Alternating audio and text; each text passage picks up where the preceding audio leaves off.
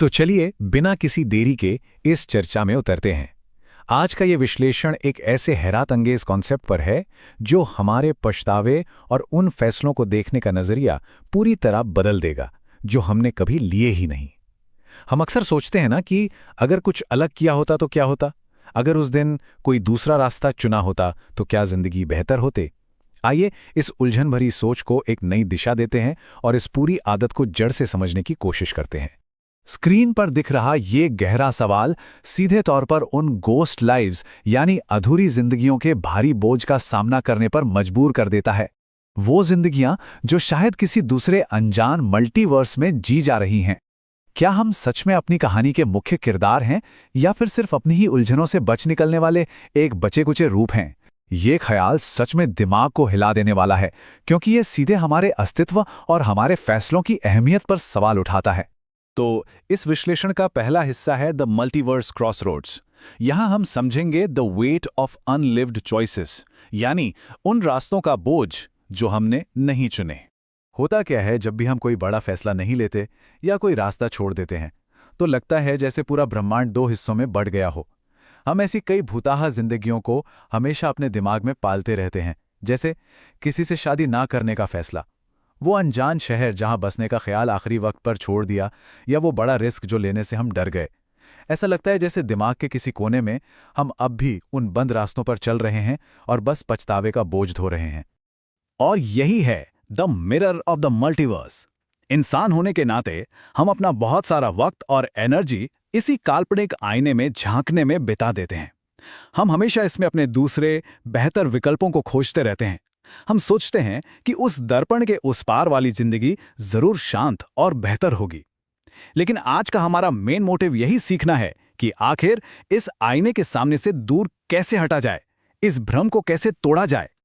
आगे बढ़ते हैं अपने दूसरे सेक्शन पर, हॉन्टिंग ऑफ गोस्ट लाइव्स। आईने के जरिए फैसलों को देखना आखिर कैसा होता है। इसे एक आम सुबह से समझते हैं। चाहे देर तक सोने के लिए अलार्म को स्नूज किया हो और अब आराम से कॉफी पी जा रही हो, या फिर सुबह जल्दी उठकर मैराथन दौड़ने का बड़ा फैसला किया हो, दोनों ही स्थितियों में हम लगातार ये मान लेते हैं कि जो हमारे दूसरे काल्पनिक रूप हैं उन्हें हमसे बेहतर जिंदगी मिली है। कॉफी पीते वक्त लगता है मैराथन दौड़ने वाला रूप फिट और बेहतर है, और दौड़ते वक्त आराम से सोने वाले की याद आती है। ये लगातार होने वाली तुलना वर्तमान से काट देती है और खुशी छीन लेती है। ये जो कोट सामने है, ये इस मल्टीवर्स वाली सोच की सबसे बड़ी त्रासदी को दर्शाता है। इस भ्रम के चलते हम मौजूदा सच्चाई को बस गलतियों की एक लंबी कड़ी के रूप में दुख के साथ देखने लगते हैं। हम हर बचे हुए रास्ते को एक नाकामी समझते हैं, जबकि असल में ये एक बहुत ही निश्चित, अनोखा और सटीक रास्ता है। जिंदगी गलतियों का सिलसिला नहीं है, बिल्कुल भी।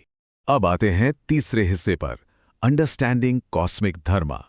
अफरा तफरी के बीच एकदम सटीक और पिन पॉइंटेड ट्रैजेक्टरी। ये जो कॉन्सेप्ट है कॉस्मिक धर्मा, ये वर्तमान रास्ते को कोई हादसा या गलती बिल्कुल नहीं मानता, बल्कि ये इसे इस अनंत अफरा तफरी के बीच एक सोचे समझे और पूरी तरह फोकस सिग्नल की तरह देखता है। ये बिल्कुल वैसा ही है जैसे ब्रह्मांड के अरबों रेडियो स्टेशंस में से हमारा जीवन एक ऐसी अनोखी और दुर्लभ फ्रीक्वेंसी है जो सिर्फ और सिर्फ अभी ब्रॉडकास्ट हो रही है। एक ऐसी आवाज जिसकी जगह कोई दूसरा ले ही नहीं सकता। चलिए चौथे हिस्से पर नजर डालते हैं, इंटरप्टिंग द ईगो। वर्तमान में शांति और ठहराव खोजना। इसे ट्रैफिक जैम के एक आम एग्जाम्पल से देखते हैं। जब भी ट्रैफिक में बुरी तरह फंसते हैं तो उस मल्टीवर्स वर्जन के बारे में सोचकर खुड़ने लगते हैं जो शायद 5 मिनट पहले घर से निकला था और अब तक आराम से मंजिल पर पहुंच चुका होगा। लेकिन सच्चाई ये है कि वो वर्जन वहां मौजूद ही नहीं है। जो इस वक्त उस गाड़ी में बैठा है, जो उस जैम की थकान और गुस्से को झेल रहा है, वो हम खुद हैं। वो काल्पनिक रूप हमारी मदद बिल्कुल नहीं कर सकता।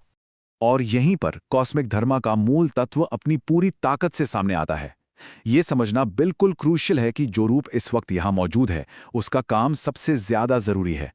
सिर्फ और सिर्फ यही बचा हुआ रूप विंडशील्ड से आती हुई धूप को, रेडियो के इस खास गाने को और सांस लेने के इस एक अनमोल पल को पूरी तरह महसूस कर सकता है। इस एक्सपीरियंस की किसी दूसरे मल्टीवर्स में कोई कॉपी नहीं हो सकती। तो अब सवाल यह है कि अपनी ईगो की इस आदत को तोड़ा कैसे जाए। इन स्टेप्स पर गौर कीजिए। पहला, उस परफेक्ट वर्जन को डिफेंड करना बंद करना होगा जो असल में कभी था ही नहीं। दूसरा, उन अधूरी जिंदगियों के भारी बोझ को छोड़ देना जो आज को ठीक से जीने से रोकती हैं। और तीसरा और सबसे जरूरी, वर्तमान की शांति को, इस ठहराव को पूरी तरह बिना शर्त स्वीकार करना। इस सब का निष्कर्ष बड़ा ही सिंपल लेकिन गहरा है। हम इस धरती पर महज अपना गुजारा नहीं कर रहे हैं, हम समय और जगह के बिल्कुल एग्जैक्ट कोऑर्डिनेट्स पर रोशनी की ओर बढ़ते हुए इस ब्रह्मांड की एक बहुत ही निश्चित, अद्भुत और उद्देश्यपूर्ण अभिव्यक्ति हैं। हमारा होना कोई गलती नहीं है, बल्कि कॉस्मोस का एक सोचे समझा हुआ निशाना है जो बिल्कुल सही जगह पर लगा है। आखिरी हिस्से पर आते हैं, एम्ब्रेसिंग द प्रेजेंट, अपनी इस ब्रह्मांडीय विरासत को वापस पाना। अब पैराडाइम शिफ्ट का वक्त आ गया है। क्या होता अगर वाली उस पुरानी और उधार ली गई काल्पनिक कहानी को पीछे छोड़ने का वक्त। उन हाइपोथेटिकल सिनेरियोज से निकलकर उस सच्चाई को अपनाना जरूरी है जो सच में इस वक्त जी जा रही है। अब सवाल क्या होता अगर नहीं होना चाहिए, बल्कि पूरी हिम्मत के साथ सवाल होना चाहिए, अब इस मौजूदा सच्चाई के साथ आगे क्या। तो इस चर्चा को खत्म करते हुए स्क्रीन पर इस आखिरी सवाल पर थोड़ा गौर करें। ऐसी कौन सी गोस्ट लाइफ या अधूरी ख्वाहिश है जिसे आज आखिरकार अपने कंधों से उतारकर हमेशा के लिए छोड़ने का वक्त आ गया है, ताकि इस खास ब्रह्मांड में अपने आज में पूरी तरह मौजूद रहा जा सके।